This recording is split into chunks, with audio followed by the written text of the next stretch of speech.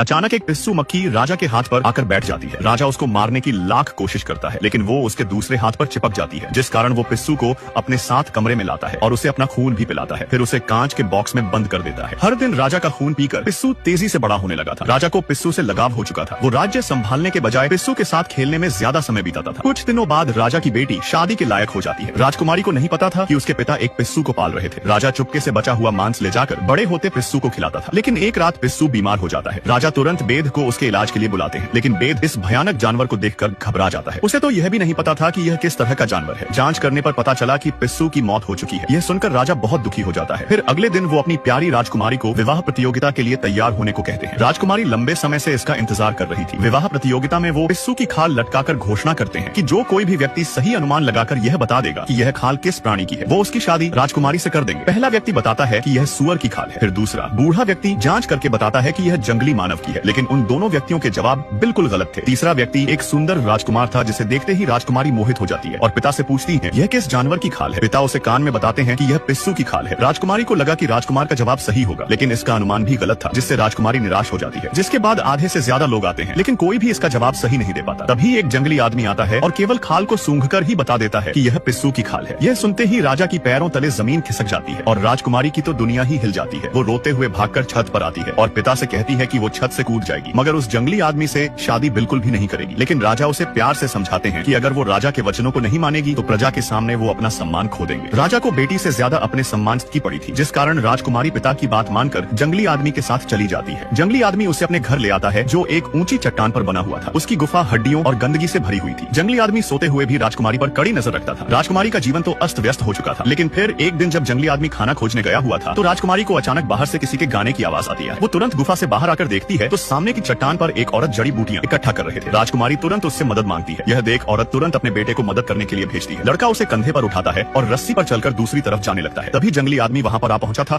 और राजकुमारी को ले जाते देख वो भी रस्सी को पकड़कर उनके पीछे जाने लगता है, लेकिन लड़के के दूसरी तरफ पहुंचते ही उन लोगों ने रस्सी को काट दिया था, जिससे जंगली आदमी हजारों मीटर नीचे गिर जाता है। फिर यह लोग राजकुमारी को लेकर महल की तरफ जा रहे थे और तभी जंगली आदमी वापस लौट आता है। चट्टान से गिरने के बाद भी जंगली आदमी जिंदा था। जल्द ही उसने 3 लोगों को मार डाला था। औरत अपने बेटे के साथ राजकुमारी को लेकर एक चट्टान के पीछे जाती है, लेकिन जंगली आदमी ने उन्हें ढूंढ लिया था। वो लड़के को पकड़कर उसका गला घोंट देता है, जिसको बचाते बचाते उसकी मां भी मारी जाती है। अब केवल राजकुमारी अकेली बची थी। राजकुमारी भागकर एक गुफा में छिप जाती है, लेकिन जंगली आदमी के सूंघने की शक्ति बहुत तेज थी, इसलिए वो जल्द ही राजकुमारी को गुफा में ढूंढ लेता है। जब वो राजकुमारी को ले जाने वाला था तभी अचानक राजकुमारी उसे बहलाने का नाटक करती है, जिससे जंगली आदमी पिघल जाता है। और जब वो राजकुमारी को पीठ पर लाद कर जा रहा था तभी राजकुमारी पीछे से खंजर निकालकर उसको ऊपर पहुंचा देती है। जिसके बाद जब वो वापस महल लौटी तो उसके प्रति हमेशा अपराध बोध महसूस करने वाले पिता ने अपना सिंहासन राजकुमारी को सौंप दिया था।